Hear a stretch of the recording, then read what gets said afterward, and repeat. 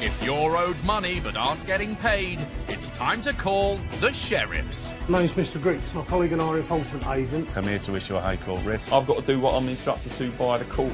They're enforcement agents of the High Court. And if a court's ruled in your favour, they're on your side. If the debtor doesn't want to pay, You currently owe £9,461.80. the law says the sheriffs can get you what you're owed. If you don't come the door, we have to remove the vehicle off the drive. You'll have a week to pay in full before it gets sold at auction. Whether it's a small company Can I speak to the person in charge, please? or a household name, We're here to see somebody from G4S.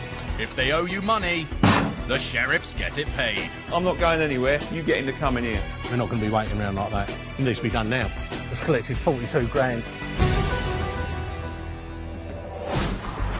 Coming up, things get heated at a car dealer's in East London. Oi, pal. Seriously, You can come in here and start bullying people. I'll get my pals there and we see who's going to bully who. But can Sheriff Ken Warby get them to pay the £5 grand they owe? the value of the goods is here. Did I not warn you earlier that this would happen? Estate agent Karen Vaughan was left on the brink of financial ruin after a building project went wrong. The snowball effect was catastrophic. I was over £20,000 further in debt. Enforcement agents Tommy Coyle and Craig Wilde tracked down a man who owes her money, but will he pay up? In Leeds, Michael Redmond's house was left exposed to the elements after an insulation job was abandoned halfway through. It leaked, it was drafty, it was an ISO. You could actually look through the window frames out into the street. Sheriff Chris Pearson pays the company a visit. Can they take the heat? The boss in there. Can you get him on the phone for me? And when Lawrence and Kev visit a classic car restorers, the boss admits he's made a mistake in ignoring the court. The reason I didn't pay it was purely on principle.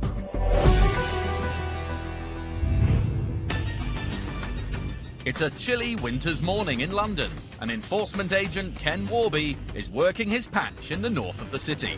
His first job today is to pay a visit to a car dealership in Walthamstow. We're going to a place called BD Trade Sale Limited, and it's an individual that has taken them to court for just over £4 grand. BD Trade Sales Limited were taken to court by a Mr. Tarsum Kainth. He bought a second-hand car which broke down on the way home and was refused a refund. The company didn't defend the case, so Mr. Kainth won a default judgment, but he's never been paid. Now, including fees, the debt's just over £5,000. Ken knows that collecting money from car dealerships can be tricky. Different people owning different vehicles in the yard. Paperwork has to be got out and proof has to be shown. And there's usually an argument there somewhere. What he doesn't know is that today's argument is going to involve not one, but two car dealerships. Blue Diamond Garages, that could be the one. No, BD Trade Sales is different.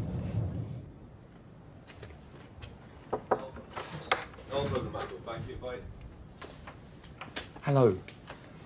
Hello. BD Trade Sales Limited.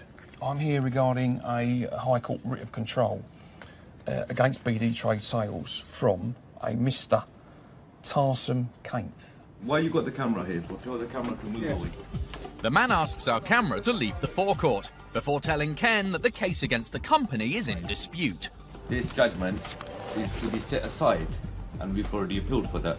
It's to be set aside, is it? No, it's already set aside. Is it? Have you got any paperwork I can see? Yeah. Thank you. The man says the judgment against BD Trade Sales has already been overturned by the courts. But when he shows Ken the paperwork, it instead seems to show their application for a set-aside hasn't yet been successful. But then he comes up with a different reason not to pay. It's not his company. This debt is against BD Trade Sales, and he is the MD of a company called Blue Diamond. Blue Diamond is a different garage just down the road, but there's a reason why its boss is manning the BD Trade Sales office. They're brothers, and one owes the other one a debt. The man says that because his brother owes him money, he's given him all the cars on the BD Trade Sales forecourt, so now they belong to Blue Diamond Garages Limited. That would mean Ken can't remove them, but he's not just going to take his word for it. Unless they can provide money transfer proof that each vehicle on this site was sold from the defendant company to the brother's company, then we can remove the vehicles. Inside, the man does manage to produce invoices which appear to back up his story. But for Ken, it's still not enough. Because there are no actual bank transfers and no solicitors undertaking for one company to satisfy the debt to another company. Also, that's not around, so it all looks a little bit iffy. The man in the office has now got hold of his brother on the phone, so Ken talks to him to try to clarify the situation. You are the MD of BD Trade Sales Limited, are you? My instructions are to remove a vehicle or two from here to cover this debt. The boss doesn't want to pay. He too is claiming the cars on the forecourt belong to Blue Diamond, but Ken disagrees. Because we don't have anything in concrete from a solicitor, for example, saying that this is a bona fide debt and it needs to be paid in a certain way, we can remove vehicles. Yeah, no, I understand that. But on the basis of you saying you owe him loads of money and him saying the same, that isn't good enough. We have to have it properly documented. Yeah. That's not good enough, mate. It's not good enough. Unfortunately, you've got a stance there. I've got a stance as well. Unfortunately, we're at an impasse. I'll just make the phone call, get a transporter on its way down here. And obviously, you do what you've got to do, my friend, and I've got to do what I'm instructed to by the courts. Yeah, you just said that. Thank you very much. Cheers for speaking to me. True to his word, Ken makes a call to book a tow truck to remove cars. If I need you in E17, how long? That's all right. I might need it, I might not. The truck's now on standby, and Ken warns the man that if he has to call it, then there'll be extra charges. It seems to have the desired effect, as the man now says he'll try to get some money together on his brother's behalf. But not all of it. He does have the means to pay, I'm sure he does. He's saying I can pay part at the end of this month, but considering the value of the vehicles here, and we're only after around £5,000, I want payment in one go. If it was a football match, it's like a 1-1 draw at the moment. You know, going into half-time, it's like 1-1. But I know we're going to come out strong in the second half and get full payment, win the game. Later in the programme, Move that camera from me. it all kicks off at BD Trade Sales. Why are you coming in here and start bullying the man? What are you doing that for? And we find out whether Ken can get the money owed. Did I not warn you earlier that this would happen? No. The police would turn up, the transport would turn up, it'd be like a scene out of Beatles About, and here we are. If you've been ripped off and the person or company responsible refuses to pay you back, the first step is to make a claim in the county court. It's simple to do this online, for a small fee depending on the size of the claim. The court will review the evidence, and if it finds in your favour, the debtor will be ordered to pay up. If they don't, then for a further £60, the High Court will grant a writ, authorising the sheriffs to act on your behalf. If they're successful, you get all your money back.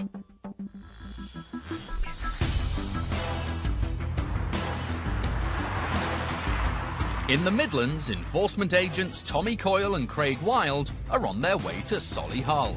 They're looking to try to recover a debt resulting from a business deal gone sour. The judgment's against Mr. Alan Beale.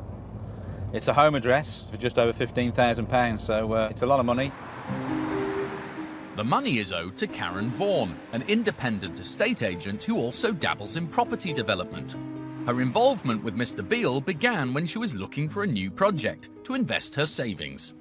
I've done a few projects. I've bought land, I've done some refurbishments on properties, and what I was really hoping to do is to actually do a build. That was really the next stage, the natural progression for me. A suitable site in Wolverhampton had come up, perfect to build 4 houses.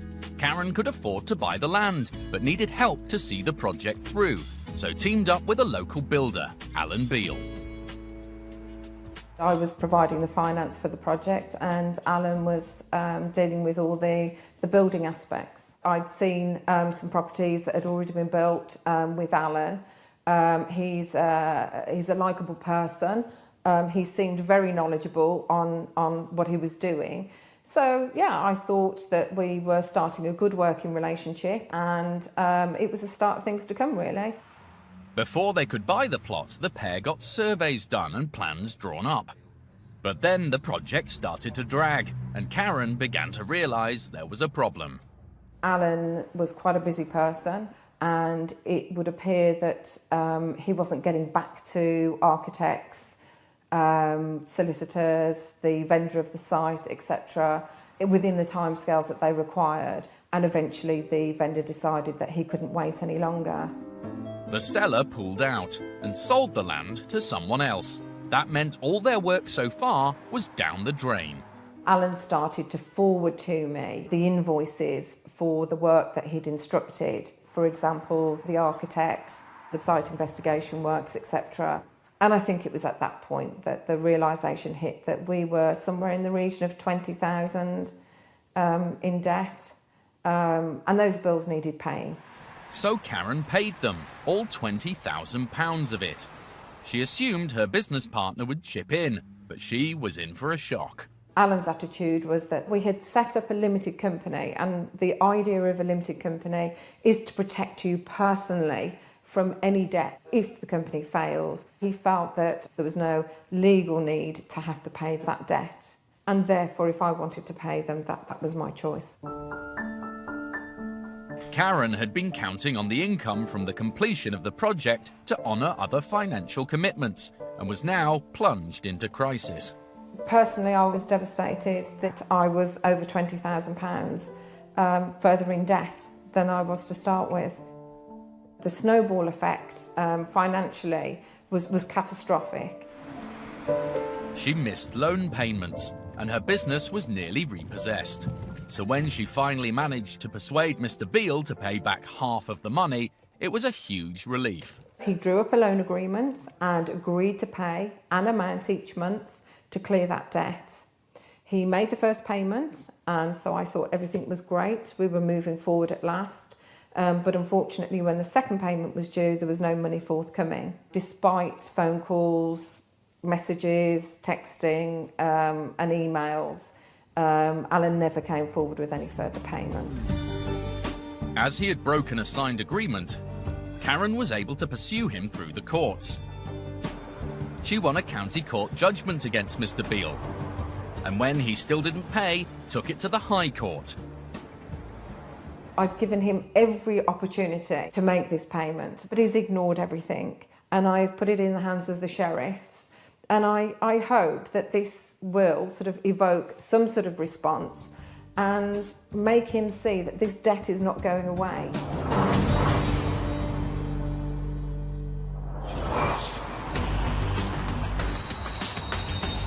Now Tommy and Craig are on their way to see Mr. Beale, and Craig is feeling confident. He is a director of 4 limited companies, building companies, log home company. He's obviously clearly a man of means, so hopefully we'll go and see Mr. Beale and try and get Miss Vaughan's money for her. At the house, there's no sign of a builder's van on the drive, but is Mr. Beale home?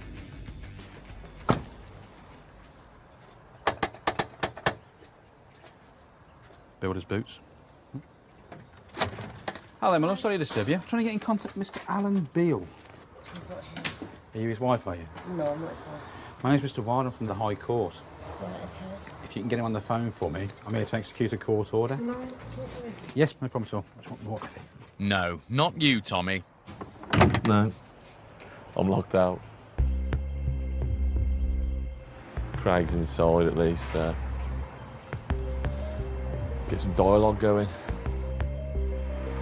Inside, the woman tells Craig that she is Mr. Beale's partner. As he seems to live there, the sheriffs could begin to list items to remove from the house to cover the debt. But it would be much better if Mr. Beale could pay in some other way. So the woman manages to reach him by phone, and Craig fills Tommy in via the window. He's just phoned in. He's saying he hasn't got the money. Right. So we'll wait until he turns up anyway, because he's only about 10 or 15 minutes away. But there's another guy called Kevin turning up as well. Mr. Beale's apparently on his way back to the house, so it looks like the sheriffs are going to get to speak to him face to face. After a short wait, a truck pulls up. Here we go. Mr. Beale has arrived alone. He tells Tommy he can't afford to pay back his debt to Karen Vaughan, and he hasn't brought any money. He doesn't want to be filmed and goes into the house, where Craig explains he's got a writ from the High Court that empowers him to remove goods to cover the debt. And after some fraught discussions, there are some promising signs. Craig's just come out now, and he just requested to get the card machine. It looks like Craig has managed to negotiate at least some kind of payment. Sure enough, before long, the sheriffs are on their way. So nearly 18 months after signing the loan agreement with Mr. Beale, has Karen finally got her money? The defendant turned up, he couldn't pay, but his partner decided to extend the hand of gratuity to him to get it paid off. So that's what she's done, £15,000. There you go. Another good day for the sheriffs, and another good day, hopefully, for Miss Vaughan. I have to say, I am actually surprised. Whilst I was hoping for a good outcome, I did not expect this. So thank you, sheriffs. You've done an amazing job. I can't thank you enough.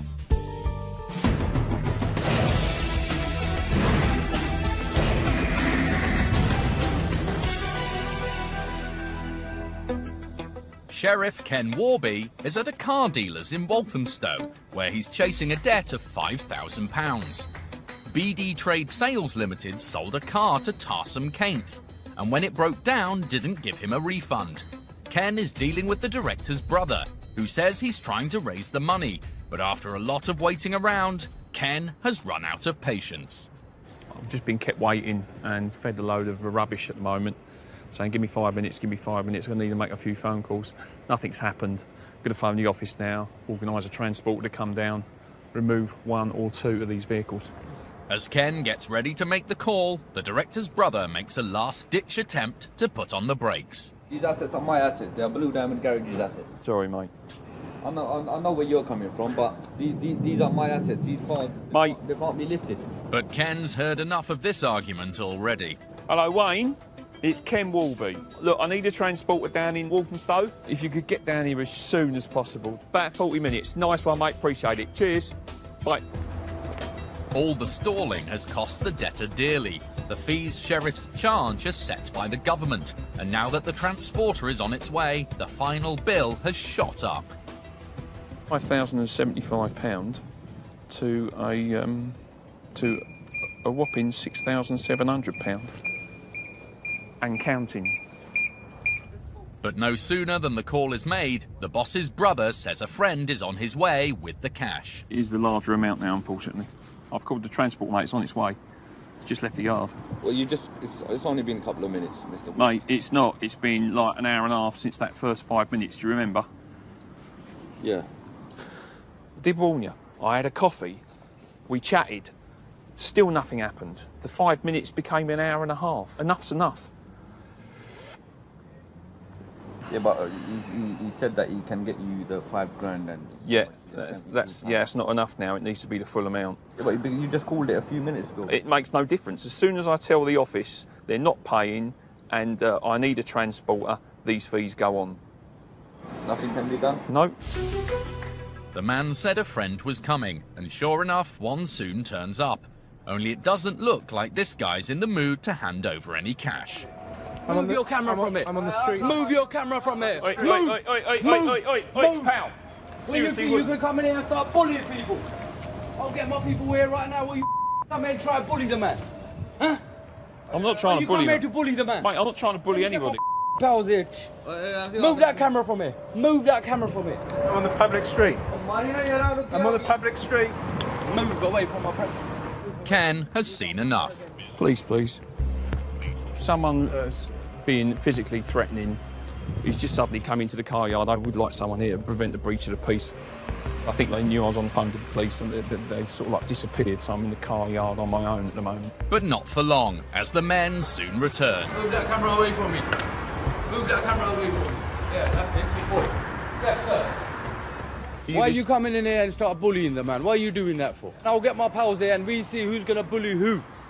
If that's the way you want to do it. Is this gentleman just told you I was bullying him? Well, that's the approach you've come along. Oh, we're going to do that. We're going to remove cars. We're going to... Come on, mate. Can I just ask who you are? Khan, Mr. Khan. Mr. Khan? Mr. Khan. And what involvement... Forget that involvement. Tell him to switch that camera off, otherwise he's going to be in a lot of trouble. Tell him to switch that camera off. And if you want, I can go talk to him personally. Mate, switch that off, otherwise I'll take that off you.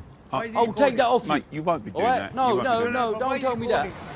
Just as the situation is spiralling out of control, the police arrive, and Mr. Khan makes himself scarce. Meanwhile, the director's father has also arrived, and he's brought cash. I am here to help them, to help these boys, my Yeah. sons. The original bill is 5,000 something, 5,072. We are willing to settle because the trail is not here. Okay. I understand what you're saying. The father is willing to pay his son's original bill, but not the extra fees which were added when the transporter was called. But as far as Ken's concerned, this is a situation entirely of their own making. I did explain to this person loads of times that if I had to call the transporter, a lot of fees go on there. I was patient over 2 hours, but in the end, enough's enough. I've called the transporter, and now a load of fees have gone on there. I can't reverse that. Did I not warn you earlier that this would happen? No. The police would turn up, the transporter would turn up, it would be like a scene out of Beadle's About, and here we are. We're able to settle it. The full amount. Full amount for the gentleman? No. The father isn't budging. I can pay you the original bill, the bill he has got. Okay. He is not willing to accept that. That is what he's saying. This is a con, no? It's a big con. The trail is not here, nothing is here. But it will be here soon, and you've got sufficient goods in the yard to cover the debt. But the son still thinks these cars can't be taken. And now with the police in attendance, he's hoping he can convince them of his side of the story. You've got a higher court rate for BD trade sales. Yes. So these cars, they belong to me. They belong to Blue Diamond Garages. That's what I was trying to explain for you, and you weren't listening. I hear what you're saying. Yeah. And so does this gentleman. Yeah. But what happens is he has been issued with a court writ for these premises. For BD trade sales. Okay. Yeah. I hear what you're saying, but these cars are here on this premises. You've got a big sign up there. If you've got 6,600 and whatever it is, then I would suggest you pay it. Then you can go to court. If it is proved in your favour, you will get reimbursed. If you choose not to pay back today, these guys can take the cars.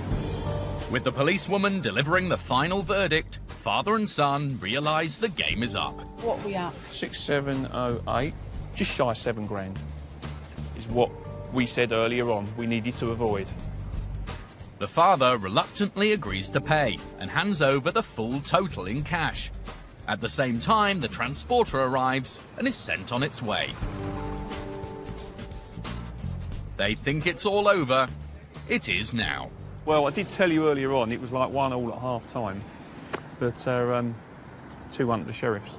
Much to the father's disapproval. This is very unfair system here because the case is still in the court, but nevertheless, to finish this matter off, I didn't want any aggravation with no one. I paid the sheriffs, now we will claim it back. The case never went back to court, and Tarsum Kainth has got back the money he was rightfully owed.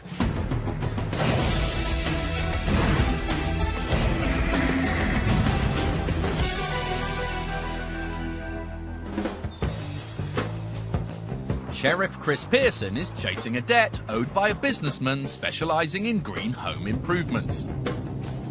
We're in Leeds today. We're off to see Mr. James Khan. It's for a sum of £1,587 owed for, which I believe is insulation, which is either incorrectly fitted or it wasn't fitted at all. Mr. Khan runs a company called the Green Deal Warehouse. It sold the insulation to pensioner Michael Redman, who lives in the Cookridge area of Leeds, a place where to stay warm you need all the help you can get. We're at one of the highest points in Leeds. We get a lot of fog, get a lot of wind. It's horrendous up here when winter comes. We can have snow up here when you can go a mile down the road and people are walking around in T-shirts. It is so cold in winter. And it's not just the elements which the residents have to contend with. Much of the post-war housing here is poorly insulated and can't easily be improved.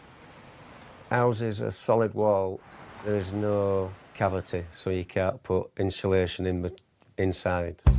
Which is where a special type of insulation called thermal cladding comes in. It involves adding a whole new shell to the outside of the house. It's like wrapping your house in a rather large blanket.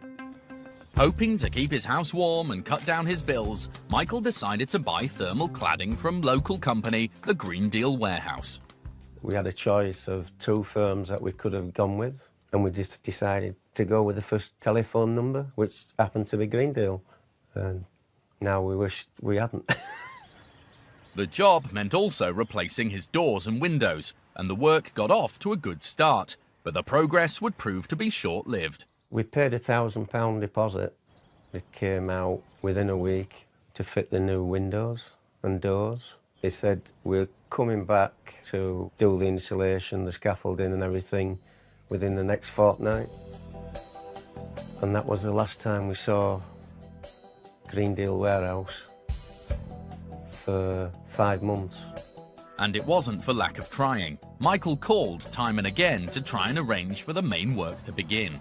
They kept telling us that the scaffolding was going to be coming next week. Never came. Ring up again, coming in another week's time. Never came. And it went on and on. In the meantime, the windows and doors had been left half finished. So, far from keeping the heat in, the house was colder than ever. You could actually look through the window frames, not the glass, out into the street, because there were rather large holes and a lot of expanding foam. It leaked if it rained, it was drafty, it was an ISO. After months of phone calls and missed appointments, Michael finally had enough and made one last call to the boss of Greendale Warehouse, James Khan. I said, I'm cancelling it. And straight away, Mr. Khan says, you'll not get your deposit back. I says, I'm not going to argue with you. I'll see you in court, and put the phone down on him. I think Mr. Khan thought I was joking. But after spending £1,000 and 5 months exposed to the elements, this was no laughing matter.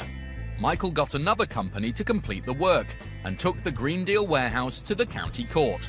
Although Mr. Khan did offer a defence, he missed the hearing, and judgment was found against him. He was ordered to pay Michael back his deposit plus costs. Not that it seemed to make any difference. He just wouldn't pay. Never saw a penny. He just totally ignored it.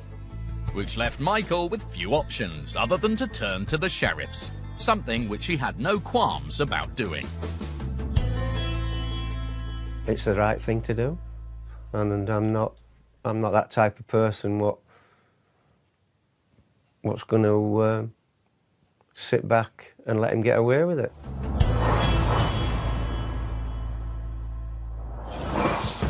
Sheriff Chris Pearson is on his way to the Greendale Warehouse to try to get Michael his money back. And as a fellow northerner, he has every sympathy with Michael's insulation nightmare. Well, where I live, it's on the coast. It's not too bad. You come to the hilly districts, you can get the snow up to 2 to 3 feet deep. It can get a bit cold as well, to say the least. So if we're looking to get your property, your home insulated, it's got to be done correctly, I would say. As Chris arrives, the business is open and production seems to be in full swing. But is Mr. Khan here? Hello, mate. Hello. Is the boss in, mate, please? Just up here, yeah, cheers. Is Mr. Khan in, please? Not, mate, no. Can you get him on the phone for me, from the High Court? Oh, he's up there, mate. Can you get him on the phone for us, mate? Right. Upstairs in the office, Chris explains the purpose of his visit. There's been a writ issued, love to seize company assets. It's not for a great deal of money, and I'm sure we'll resolve it straight away. The staff offer to contact the boss, but they don't want our camera in the office. Could you all just go downstairs 5 minutes? Absolutely, I can wait down here, yeah, no cheers problem. for that. But once downstairs, our cameraman's asked to leave altogether. We want you outside, mate, not inside.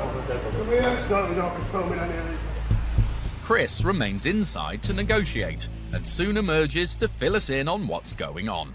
The actual debtor himself is not there. Apparently he's away on holiday, but they are trying to get in touch with him at the minute. So hopefully, within a couple of minutes, we'll get in touch with him and get this paid. Until they can get hold of him, there's no guarantee he'll agree to pay up. But if he doesn't, Chris is confident he's got plenty to fall back on. Forklifts, windows, cars, there's all sorts in there. Hopefully they'll pay, but if they don't, there seems to be more than enough to cover the debt. Back inside, the staff managed to make contact with Mr. Khan abroad and break the news that a High Court sheriff is on the doorstep. Mr. Khan says that the case is still in dispute, but Chris explains that he's got a High Court writ, and so the debt to Mr. Redman needs to be paid now. Soon enough, Chris is heading back to his car. So what's the news? Mr. Khan was away on holiday, but managed to contact him by phone, and he's agreed to pay the full amount. It's a textbook job for the sheriffs. That was one of the better ones. Yeah, if they could all go like that, it would be fantastic. Unfortunately, they don't. Michael Redman will now get his lost deposit back. We've received a cheque for the total of £1,246.73. I think they've done a superb job for us. The Green Deal warehouse told us the work on Mr. Redman's house was subject to a voucher scheme and was delayed due to a government backlog in processing the applications. Mr. Redman was offered a number of start dates which he refused because they weren't convenient. The company says it was unable to attend the court hearing due to work commitments, and the reason they didn't pay the debt is that they never received the letter from the court. Sheriffs are now officially known as High Court enforcement agents, and they'll collect the money you're owed. My job is to collect in full or remove goods. They've got more powers of entry than bailiffs. We don't have to take any notice of your security protocol, I'm afraid. And there's no limit on the size of the debts they can pursue. £1.6 million. Their fees are set by the government, which debtors have to pay on top of what they already owe. Thank you very much. See you later. If the sheriffs can't recover any of your money, there's a fee of £75 plus VAT.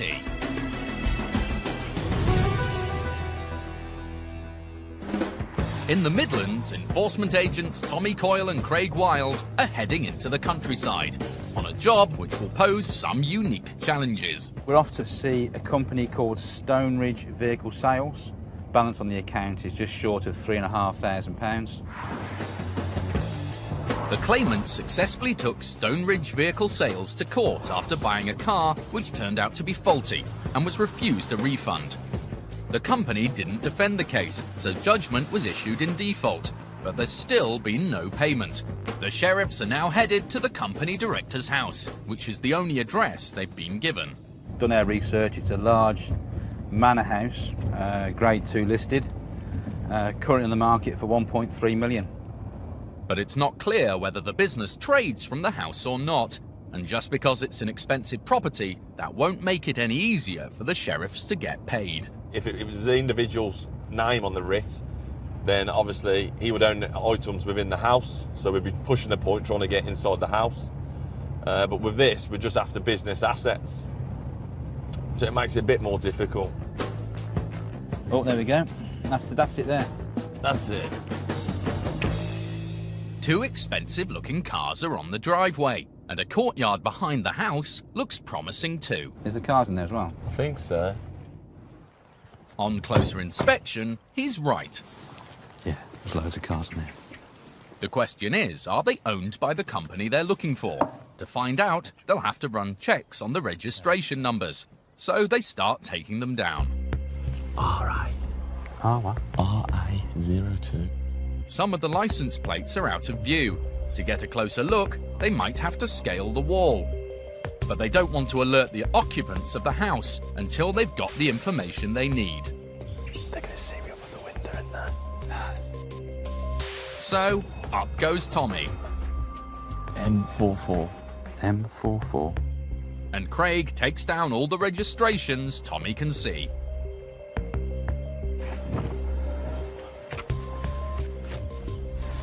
There's a couple more in a little garage there. There are certainly a lot of cars for one house, so it's possible they could belong to the car sales business. But until they get them checked out, they won't know for sure. Now they need to try to make contact with the debtor. This is the Vodafone voicemail service. The intercom system seems to be diverting to a telephone's voicemail. Just keep trying it. That's... This is the Vodafone voicemail service for... So now the sheriffs need to get insistent. As they're legally entitled to jump perimeter walls, over they go. Drop down a bit, mate. Come on, son. You can do it. Things you do. They then try the front doorbell, but there's no answer there either. Hello? Hello? Nobody coming to the door. I mean, you could say they're in bed because it's a huge manor house. But obviously the bell we're ringing echoes through the house, so I'd say they know we're here. But no one wants to come to the door. Would you come to the door? We'd certainly come to the window, wouldn't you? With no one answering, the front gate's locked shut, and without yet knowing who owns the cars, the sheriffs are running out of options.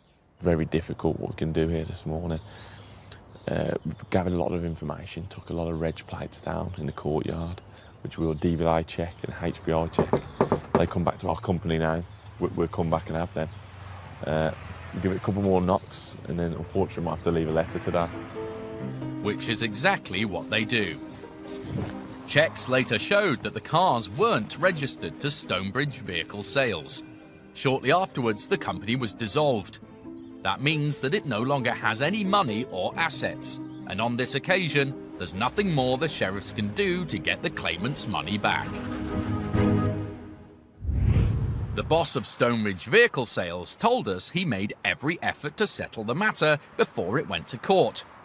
He offered to inspect the car, but the claimant wouldn't return it without being refunded first. And he says he missed the court date because of an administrative error.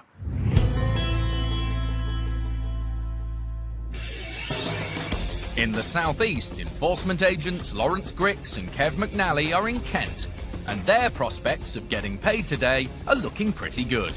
The company they're going to is definitely still trading, and it specialises in classic car restoration. We are in Ashford. We're going to Extreme Jaguar Restorations Limited. They owe £3,161. They soup up and restore old Jaguars. Extreme Jaguar was taken to court by a supplier, and unlike many of the sheriff's jobs, this time the debtor won't be able to claim they never got the paperwork. Mr. Gannon, who is the director of Extreme Jaguar Limited, he was actually in court to defend the hearing with his solicitor. He's not going to be able to say he's not aware of this. Mr. Gannon didn't pay what he was ordered to by the court, and now the sheriffs are heading his way. One of them in particular can't wait, not because of the money, but because of his love of cars. I'm very much looking forward to this one. I do like my Jags, always have done.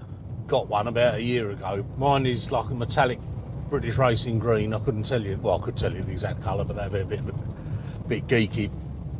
I've always loved the shape of the Jag. There's just something about them. Never seen him as excited about a job. Probably as good as it gets, to be honest, for him. As for getting paid, the Jaguars themselves are likely to be out of the equation. What we're going to find here, I would imagine, is most of the actual cars belong to customers. Parts and tools is the main thing we'll be looking for. But will they need to take anything, or will the garage pay up? Time to find out. Hi there. Hi there. How you doing? Fine. Right, enforcement agents. We've got a High Court writ against Extreme Jaguar Restorations Limited. We're ordered here today to take control of goods to the value of £3,161.14. £61.14. The only way to prevent further action is to pay in full. What's the camera for? At this point, our cameraman's asked to leave.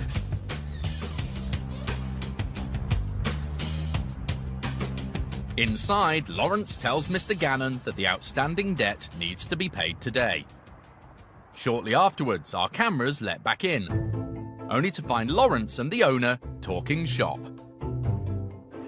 So it's in good. I've just built on. Oh, it's lovely. Right. That is just gorgeous. I've got an X300. It's the last of the 3.2s because I wanted a straight 6. I didn't want a V8. It's lucky it's the sheriff's last job of the day, because they could be here for a while. So I've always loved Jags, always wanted one, and I thought for that money, just for something to poodle around in at weekends, I'm having it, you know. It's never going to be anything like this. So he's just showing Lawrence around the workshop at the moment. He knew Lawrence was pretty keen to have a look around here, so he's giving him a guided tour, and Lawrence is geeking him out of information over there, showing off that he knows a little bit about it, so let him have his moment. He's loving it over there. Back to the writ in question. Lawrence wants to know if any of these cars belong to the garage. I'm guessing these are customers' cars, aren't they? Yeah. They are, which means they can't be removed by the sheriffs or used as leverage to get payment. But it doesn't look like that will be necessary anyway. You can pay online with a card. We've got a secure online payment system. Or you can go online and do a bank transfer. Mr. Gannon is willing to pay £1,100 today and says he'll clear the rest of the debt tomorrow. There you go. Okay. Mr. Gannon tells us his side of the story. He says the dispute arose from a respray job on an E-Type Jaguar. The paint shop involved sent me a sample of the paint, which is this, and based on that being the correct colour, I sent the car to the paint shop to be resprayed. Mr. Gannon claims that when the car came back, the colour wasn't right. So he refused to pay the full cost of the job and instead made an offer for part payment. He wouldn't accept it. We went to court. Sadly, the magistrate involved couldn't see the concept of how much it was going to cost to respray a complete E-Type. She did, however, find in my favour and knock some off the bill, but nowhere near enough. She only knocked £1,000 off, and anybody who's in this industry will tell you you're looking at a minimum £6,000 to respray an E-Type. The reason I didn't pay it was purely on principle. But the court made its decision, and Mr. Gannon has tried to ignore it. As a result, he's now facing a higher bill with extra charges and fees. As he seems willing to pay, Lawrence and Kev are happy to leave with £1,100 for the time being. But they do list a couple of vehicles belonging to the company, just in case. What they've got outside, they've got a recovery vehicle, sort of 7.5-tonne van, and they've also got a transit van as well. So between the two vans there's more than enough to cover the little that's left owing. But I've got no doubt these guys are going to be paying in the morning.